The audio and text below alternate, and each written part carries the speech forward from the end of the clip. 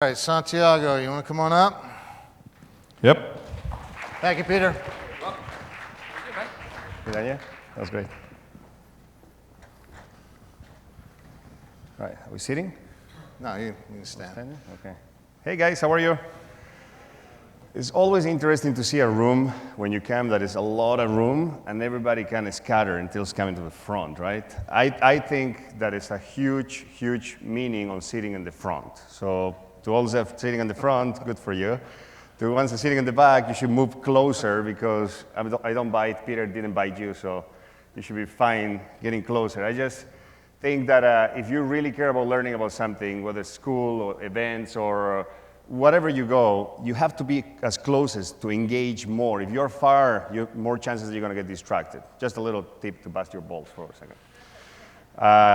So what are we talking today? Negotiations. Negotiating. Right. From your perspective, you're dealing in the high end, the high super end, and I'm curious from your point of view, how do you approach a negotiation, and what are you looking, what kind of strategy to go in with, what kind of thought process? All right, so I love the Chris Voss book, by the way. I think all of you should read it. Now, a lot of the things that he talks in the book don't really, you cannot go and apply the same strategies that he's doing when he's trying to release hostages, from terrorists to real estate. If you do that, probably you're not going to do that great. But if you grab the concepts of that book, it will help you that, there's things that he talks about starting with a no, because we seem desperate to want to get a yes always. We want to get the listing in the first meeting, and it doesn't work that way. Sometimes happens, but for most part, it takes time. You need to meet with the person several times and everything. So when you show desperation, it's like in anything in life, right? If you want something a lot and you show desperation, it seems like the person on the other side kind of says, wait a second, this is kind of weird, and they start like going back, and so you actually separate him from that. But if you actually, I wouldn't say don't give a shit, but like if you don't show so much desperation, you bring value, then the person is going to want to engage more, and you give him space. It's like fishing, right? Who's fished before? Like, you throw it out, you let it go. You don't just continue to go. You need to let the fish feel like he might run away, let him run away a little bit, and then continue to do it. It's the same thing, right? So what is important for me, for my point of view and my experience in negotiations, first you need to learn as much as you can of who is in the other side, right? Who you're dealing with. Age, ethnicity, how many people are they involved, how is the individual, is aggressive, is not aggressive, is passive aggressive. You need to learn as much what they do for business. Is it a lawyer? Is it an artist? All those things count on how you're going to prepare your negotiations when that time comes. Like, you're not going to negotiate with that 80-year-old lady that's been living in that house for, 80 years. The same way that you negotiate with a famous rock star that has lived in that house for a year. It's not the same negotiation. You cannot talk the same way with the person. You're not going to take the same time with the person. So when I talk about negotiations, there's different kind of negotiations that we do. We do negotiations with our clients, right? We negotiate our commissions.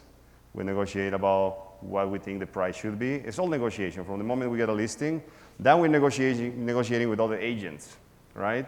And sometimes we end up negotiating with the other agents' clients because the clients are so strong that they override the agents, and then you end up talking to those clients. I don't know, did anyone have experience before?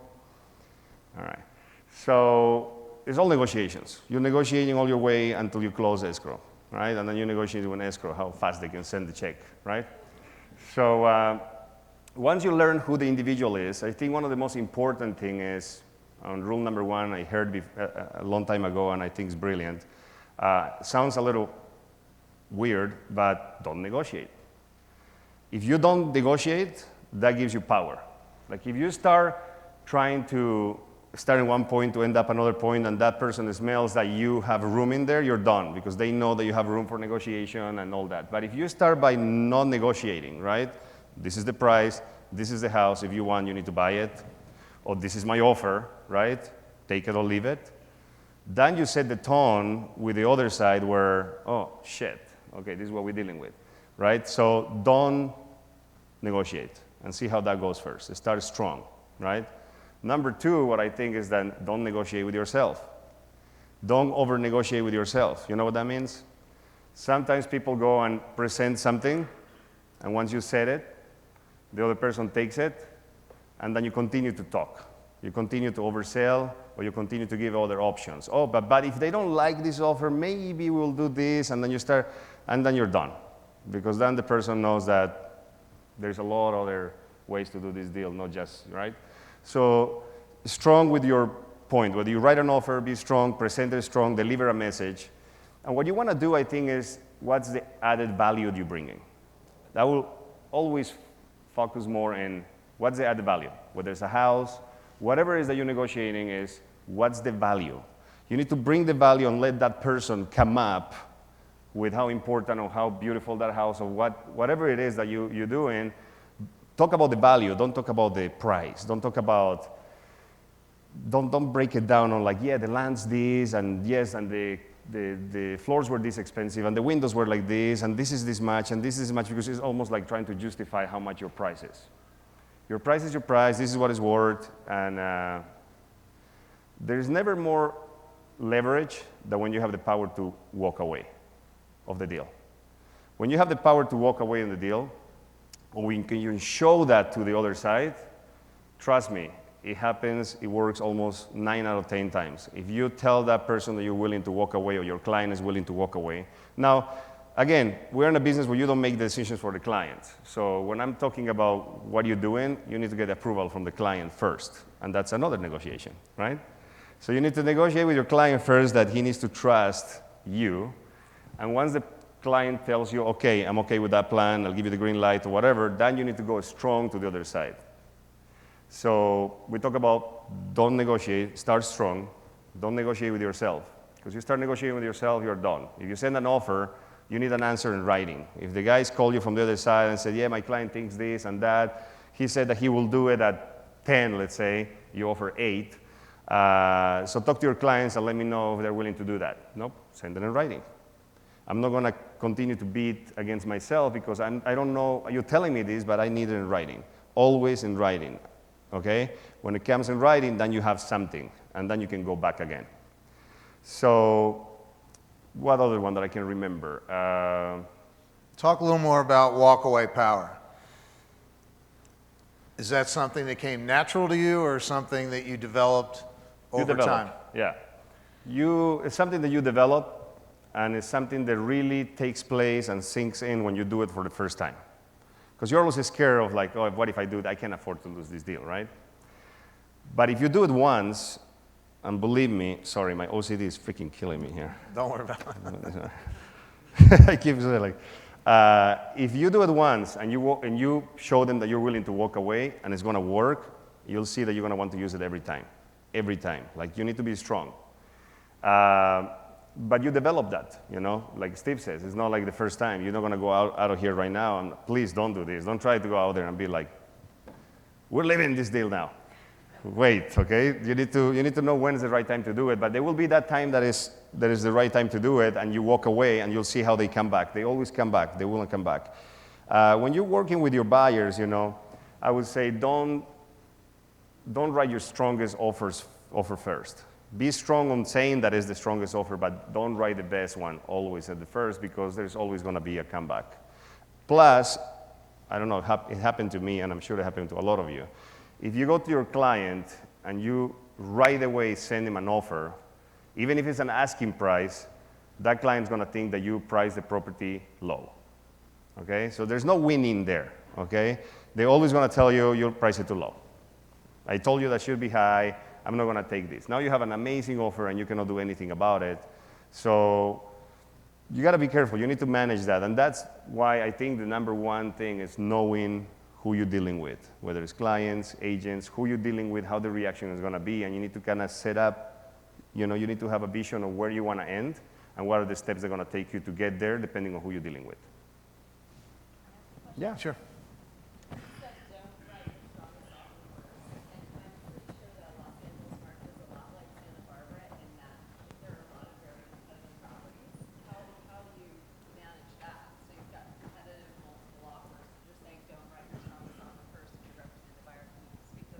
Yeah. So first of all, you're talking about like if there is a multiple offer situation. When there's multiple offer situation, they will always going to come back. If someone has more than 2 offers, they're not going to take one of the offers, very rarely, unless one offer is really substantially better than the other one, and the other one doesn't make any sense. But if you have multiples, you representing as the seller will do a disservice to your seller by not coming back to everybody with multiples. So even when you're representing the buyer, you still recommend in a multiple situation not going in with your strongest, because you want to be strong enough where you're not going to be irrelevant, but I wouldn't spend your last bullet. Got it. Thank you. All right. Other questions for Santiago? Hold on, I'm going to look at my notes really quick. All right, this is super important. I almost forgot about this. 2 things. One, listen more and talk less. That's, I think, a golden rule in negotiations. Because when you sit with someone and you're talking and you're negotiating, people normally love to talk. That's a human nature. Everybody wants to talk about everything, okay? So let them talk, because talk's information. So as you're negotiating, if you're letting them talk, you're actually learning more things that are going to help you in the negotiation. So there's a reason why we have 2 eyes, 2 ears, and 1 mouth. Listen more, see more, see the individual. You need to study how they're acting, if they're nervous, what they're moving, or whatever. And then talk when it's necessary to talk. Don't talk too much, because if you're talking too much, then you are in the other side. Then you are the person that is throwing up the information, and they're going to take advantage of you. You might say something that you didn't mean it, but you just got caught up in the moment, and then you're done. So talk less, listen and pay attention more to what the other people are doing. And another huge thing that I think in negotiations is important is don't rush. Don't rush in the negotiation. No negotiation ends up well when it gets done in 5 minutes. It does not go that well, because then the buyer or the seller or whoever on one side of the deal ends up having remorse, right? If it happens too fast, they feel like, oh, I could have done better. I could have, maybe I did too quick, maybe if I waited a little bit more, or maybe this, or maybe that. So don't rush into it. Take your time, analyze it before you give an answer, and just take your time. The more time you take, actually, what's interesting is the other side starts to crumble, and they start to throw more information, or they start calling you or emailing you and telling you more things, and then you start, oh man, I can get these guys really low, So take your time, don't rush into it, don't do everything fast, because in my case, which it actually happens not too long ago to me, rushing into putting something in escrow, not really waiting for the right person, makes you fall out of escrow. Sometimes you go with something really quick, and then that's how quick it comes out. So then you need to resell it again. So take your time, take your time. It's always good to take your time. Don't rush into it. Also, when you're doing deals, it's the same thing, right? Don't rush into it, because you're going to make mistakes. What else I wanted to talk? Something really cool I want to talk about this. 1 second, guys. I don't need to sign up on mine. Okay, don't give free concessions or gifts. Okay, when you're negotiating, don't start concessions or gifts. Don't start throwing your commission or thousands of dollars. I'm going to take care of the floors. I'm going to do this. Don't give stuff that easily, and certainly don't give for other people. Don't say my client's going to do this, or he'll probably will do that, unless you have it in writing from the client, because that'll get you in trouble. So how that applies for negotiations is, if you give something, it's got to be an exchange. Don't give it for free. If they want you to do something, if they want you to pay for something or whatever, you need to get something in exchange. Always needs to be an exchange in negotiations. That's how you have the power. You want this? Here's this. You want that? Here's that. I have a client right now that wants me to go and look at her property, and she's got a very, very large property, and there's a neighbor. She bought a piece of the neighbor, or the old neighbor, that is irrelevant. You cannot build in it, you cannot do anything in it, there's nothing. She just bought it to have a little bit more on that side.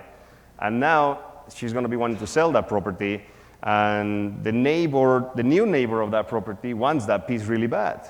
So she calls me and she says, what should I do? Should I just sell it to him? I mean, I can make some extra cash. I don't need it.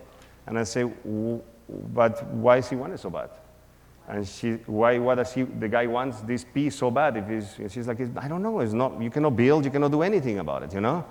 And this is a guy that is giving her a hard time on approving plans and stuff on her property. And I'm like, well, there's a reason why he wants it so bad. And if you give it to him or you sell it to him, you might make some quick cash, but then you're not going to have any power against the guy that is giving you a hard time anyway.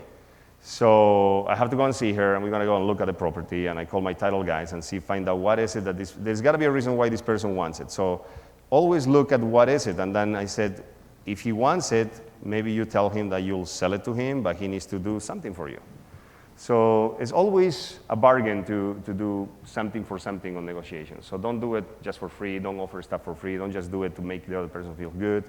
And to conclude, and then we can go in questions, is in the business that we are right now, you always need to make everybody feel that everybody's won, okay?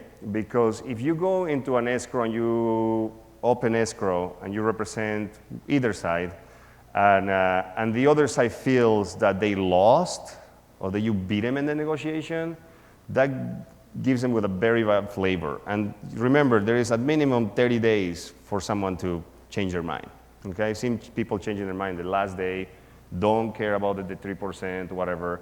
But if you make the deal and you put it together in a way where you know that you probably won, but you make the other person feel like they won, you make everybody in the thing that is a win-win situation, and everybody goes happy into the deal, and you carry through the whole process of escrow, making them feel so good, you know? Because many times I've been in escrow, and then the buyer comes and they're doing inspections, it's like, yeah, I think I pay a little bit too much. No, I don't think so. And then you need to sell it again, and you need to make them feel good why they didn't. You know, you need to convince the agent and the person that the house has this, the house has that. I actually think you got a good deal. It's a constant work, right? So always win-win situation for everybody, because if everybody feels that they won, then you're going to close the deal. If you have a big ego and you want to be like, oh, I beat you, I got the best price, and you sucker or whatever, that's not going to close. So I think that's a... Go back to your first point. Don't negotiate. Say more about that. The don't negotiate is basically setting yourself in a strong position, you know, like the first position that you're going to present yourself, and it has a lot to do with the power of walking away, right? So if you're representing a seller, right, and you figured out a price, and you put the property on the market, and you believe in that price, and then you have everybody come through your open house, and a few people tell you that you're overpriced, and you do this, you do that, I don't think so. This is my price. Because all these people are doing is trying to fish information and trying to ask you questions. And there might be buyers that come in open houses and they try to make you talk to see, oh, yeah, but it's flexible, right? And you're done. If you tell someone that it might be flexible, or there is room, or this, even though sometimes it encourages people to do it, but there's a difference on starting flexible or being flexible when you are now negotiating and you're giving something for something, right? Don't just give it away all at the beginning. So if you don't negotiate, if you have that strong posture, then that buyer that is just coming to try to see how far they can go might end up buying the property and paying asking price.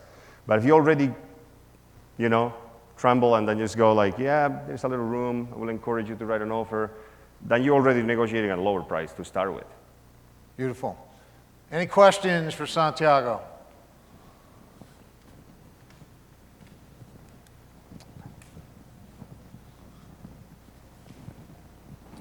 Santiago, can you talk a little bit about setting expectations? Because I think when you're talking about negotiations, and if you're representing a seller and you're telling the seller, well, I think your property is going to sell for $5 million, and then you get them $5 million, they're like, okay.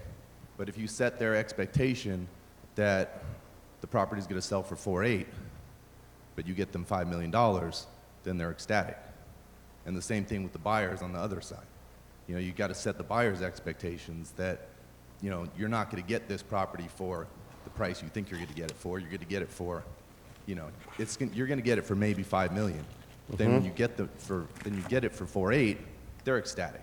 But the results are the same. The results are the same either way. It's just you're setting the expectation differently up at the front. All right, got it. Different things. Again, who you're dealing with, right? Depends who the client is. You need to know, is this the client that is always going to go more, is always going to want more, is the client that is the unrealistic client, is a realistic client, because you need to really go on a deal-by-deal basis, okay? So I always like to under-promise and over-deliver. It's always better to say that you're going to get a number and come back with a higher number. Everybody's happier at that point. And that doesn't mean that you don't know what you're doing. And in the way how you set expectations is you need to talk to the client about the realistic number. But first, what I always do when I sit with a client is I give him a warning, okay? I say, look, this is you and me talking right now. This is team seller. We're on the same team. Whatever we talk over here is not the same way I'm going to present your property out there when we go on the market. Whatever we're going to talk over here is simply for us to have an understanding that we're talking the same language, right? I think your property is worth between this and this, okay? I think it's going to sell between this and this.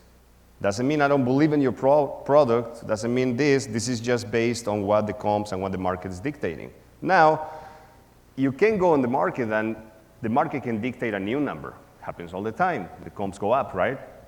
Nothing got stuck in the same average sales on the market on an area forever because someone came and paid more and the prices went up. So it changes.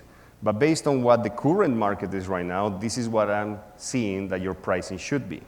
Now, what's your motivation? Do you need to sell? Are you getting a divorce?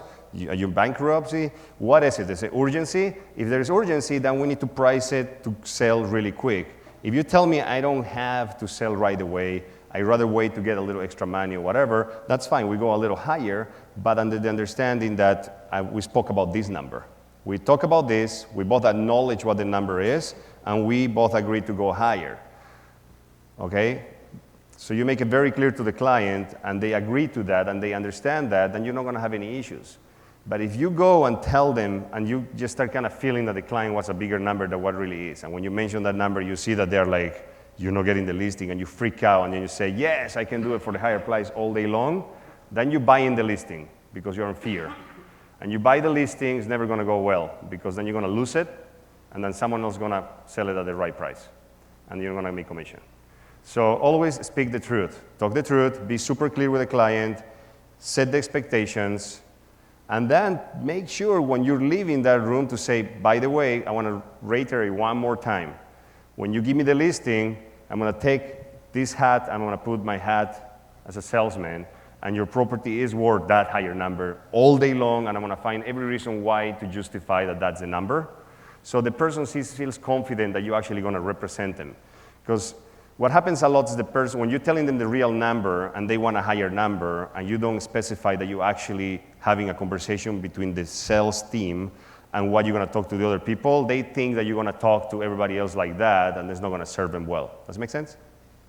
Yeah, I understand. That answer your question?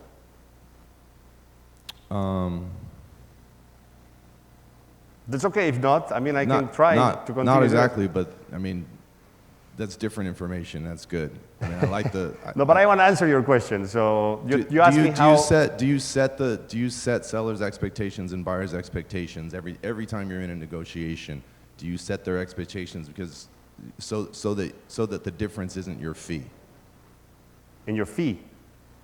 You know what I'm saying? Like if they end up being, it always being the buyers and sellers always end up being a certain amount apart, and that certain amount, they come after your fee. And I'm not saying you give it to them. I'm not saying I give it to them. I'm just saying that if expectations aren't set correctly up front, then the buyer's expecting this, the seller's expecting this. They always end up being a little bit apart. Whereas if you set the seller's expectations a little bit low, you set the buyer's expectations a little bit high, well, then you have a gap, then you have something to work with there. Then you have cushion. So then it doesn't end up being, well, I'm coming after your fee. I got it. Okay, so the fee. I negotiate my fee once, and it's at the beginning, right? And when they come after me and they're like very close, and they're two separate things. You want to buy this house, you want to sell this house, and I'm doing the work, and I already negotiated my fee. That's out of the question. Because if you're going into this knowing that you're going to be the gap closer, then you need to find another business because you won't make any money. And you need to be strong on that. And if you're going to be working with someone that's always going to want you to put your fee in there, you need new clients. Does it make sense now? Yeah. Yeah. And that's how you set the expectation to the client. When they give you the listing and they negotiate your fee, said, okay, that's my fee. I don't have any cards under my sleeve anymore. You wanted me to do it for this fee. That's it. We're done negotiating my fee. Now let me go and sell your house. Now, if you want to pay me 7% or 6%, then maybe at the end I'll be a player. But if you're doing it for the minimum of 5%, or if some people take it for a little bit less, I'm done negotiating with that. That's my fee, and that's how you set the expectation to that seller. Now, when you get to that point, the seller says, yeah, I cannot go to him anymore. I need to go and ask someone else. That's nice. So you set that expectation up front. Right. That, I mean, once you negotiate your fee, do you actually bring that up to the seller and say, okay, we've now negotiated the fee, so at the end of this deal, do not come back to me for Not to everybody, because there are people who don't even ask what my fee is. But if you have someone that's already asking what your fee is and is negotiating your fee, he's going to continue to negotiate through the end. So you need to make it very clear that that's the end of the negotiation of your fee. I like that. All right. Hold on, Paul. Hold on, Paul. He wants to give you the microphone.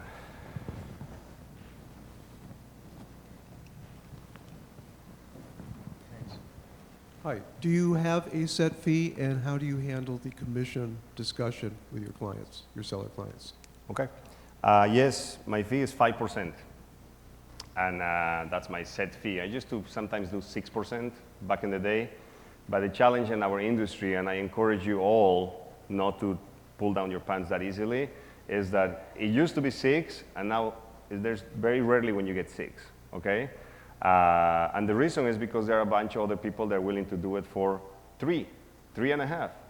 And the problem with that is lowering the standards of who we are as brokers, and that's going to only go one way. It's going to go that way, and that this won't be a business anymore, right? And especially now with technology trying to replace agents with computers and Zillow doing all these things and whatever, what's the value you're going to bring? You know, you need to find your value, and they need to understand that, and that has a price. Any other questions for Santiago?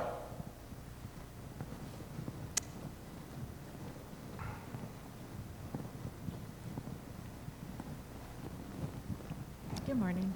Morning. You had mentioned earlier that there was a negotiation for when you have a listing, you have a list price, and you quickly get one offer at the list price, and the seller's going to say, you priced my house too low. I'd like to hear more of your dialogue with that. That's why you need to set the expectations, and you need to negotiate with the client that that's a possibility. Okay, so you need to talk about what the price is, and say if we price it at this number, there is a possibility that we might get multiples. I can't promise you anything. There's a possibility that you get asking price, but I don't know. But you don't want to be at a price that I know that you're not going to get that price, you're going to get less. So if you set it up like that, you know, when that offer at asking price comes, you can control what the client's going to end up saying at the end anyway. So, but let's say you set up the expectations, and let's say the offer came at the asking price. Really what you can do is just present the offer to them and tell them that this is a clean offer, but I wouldn't take it either, okay? That's what it talks about, don't take the first offer. Like I wouldn't recommend, and I will start by telling the client, I'm not telling you to take this offer.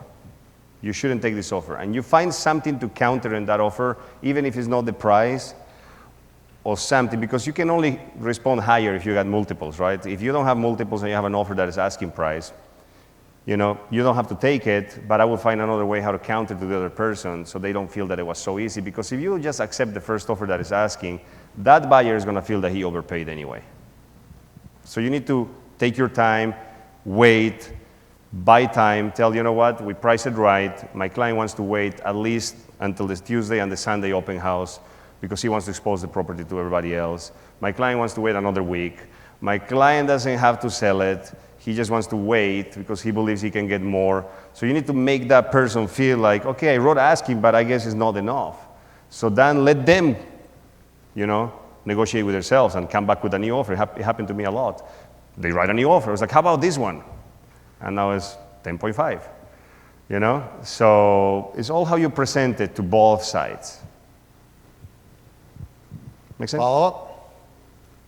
I was just thinking, I've had the experience when I've told buyers that they need to wait until after the open houses, that actually upsets the buyers and they withdraw their offers and things like that. So I'm just... Yeah, I wouldn't do that. So there's a delicate balance, I think. Yeah, I think that does not work that well in that case. Like telling that upset buyers, you're not really representing your client. Because your client's going to feel like, if you're getting an offer that is a good offer, and that person, you know that person wants the house really bad. Mm-hmm. And if you put in pressure on your client that he should take it because if they wait, they're going to upset the buyer, you know, the seller is going to feel like, you know. And then you don't get another offer, and the buyer is going to go, well, now I'm really paying too much because we waited throughout the open houses. That's a possibility. That's a possibility too. And you need to explain that to your client too. You know? I liked your idea of countering back at something because that buys you time without having to explain that. You have to come back with something, with timing, with due diligence, with whatever it is that you find in there. You didn't send proof of funds. I'm countering you.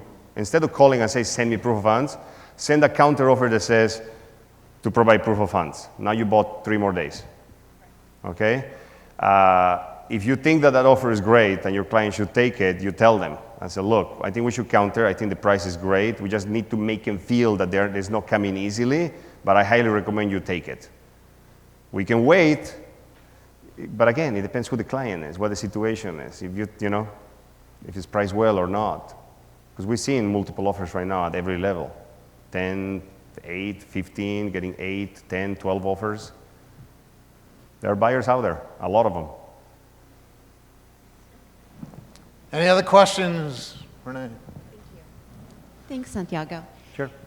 Out of all of the buffet options that Voss has given us, what one have you experimented most with and are gravitating towards? Or his? Yeah, of his techniques, and from labeling to mirroring to whatever it might be. Not to get emotional in the deals.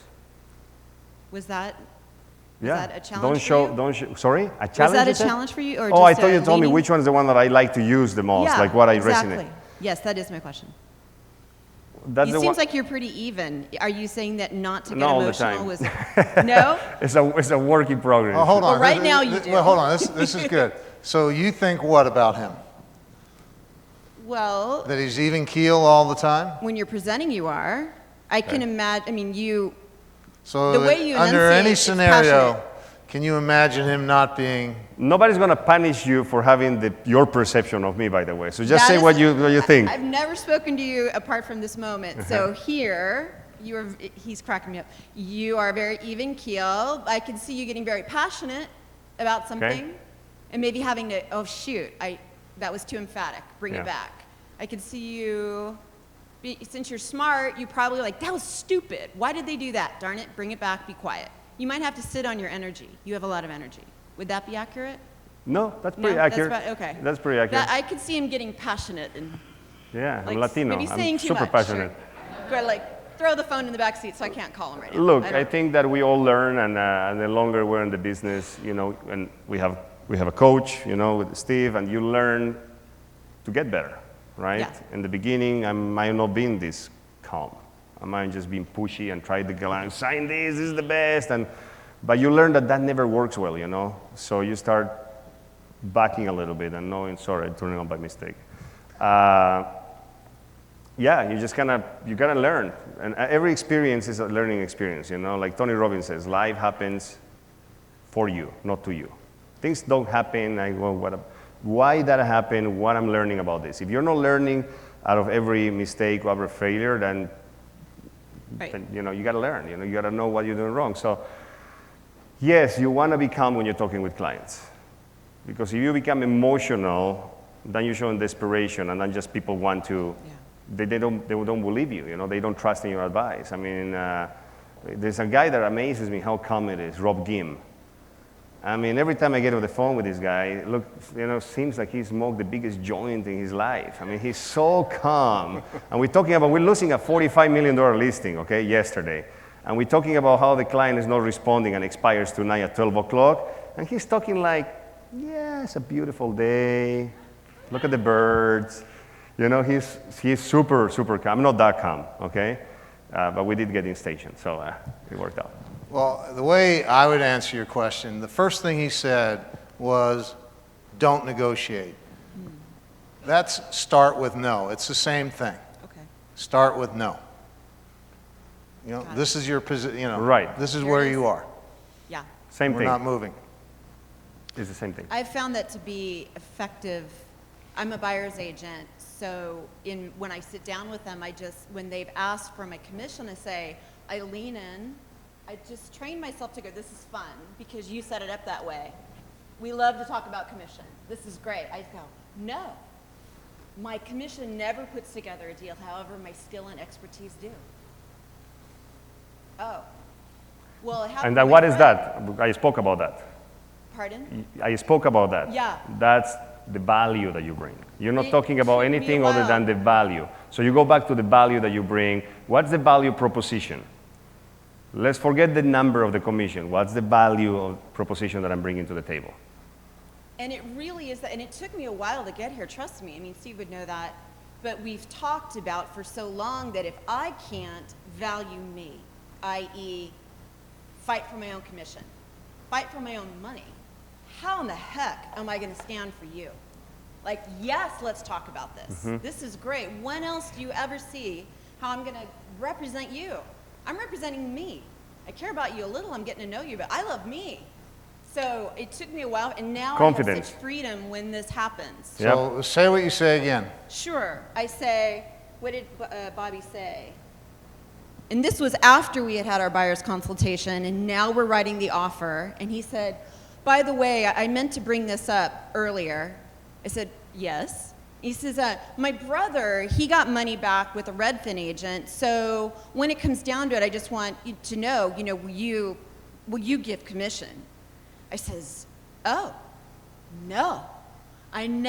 My commission never puts together a deal, Bobby. However, my skill and expertise do. Right. That's great. Well, but wait, but like All right, for the let me lease, stop and you. he went on. Let me stop you. Sure.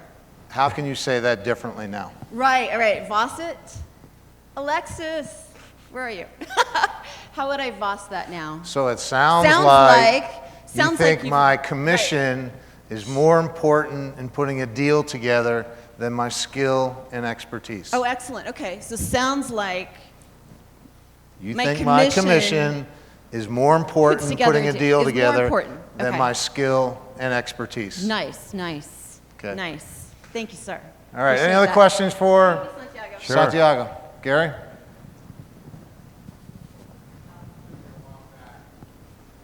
Hold on. This happened to me a while back where you're dealing with a manager and a lawyer, and you never talk to the client. You don't know. I didn't know who's making the decision here. How do you find that out, and how do you know what You really deal what- with All the business time. managers, lawyers, all the time. All the time. And again, it's in a case by case. But for most part, the client makes the decision. If there is a guy that wants a house really bad and is worth 10 and he's willing to pay 12 and the business manager wants him to get it for 8 and you just sell the property right to that buyer and he wants the house, he's going to pay 12. And the manager is an employee. He's going to do what he wants to do even though it's not his advice. He has no power over the client. How do you figure it out? Well, I only want to figure it out who the decision maker is from the beginning. Like, I don't want to waste my time. I'm happy to talk to business managers. I do it all the time. And they're business managers, they're deal makers, they're great. But if you know that the business manager is not the right person, you quickly need to find a way how to get to the buyer and be like, look, seems like we have a little misunderstanding with your manager. I just want to understand where you are. And then kind of get to the point. That's what I would do. All right, sir. You good? Thank you. Okay. Thank you.